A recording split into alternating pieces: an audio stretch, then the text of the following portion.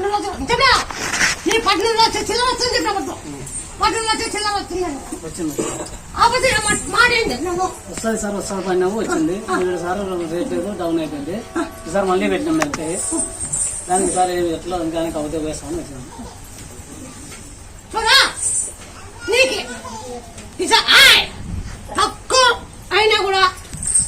నేను చేతి పెడతా జరిగిందవా అమ్ముకోలేదంటే ఇంక డౌన్ పడుతుందంటే ఇంకా అబద్ధం డౌనే ప్రపంచమే తెలిసింది కదా మిరకాల గురించి ఏంటన్నా నీకు ప్రపంచమే తెలిసింది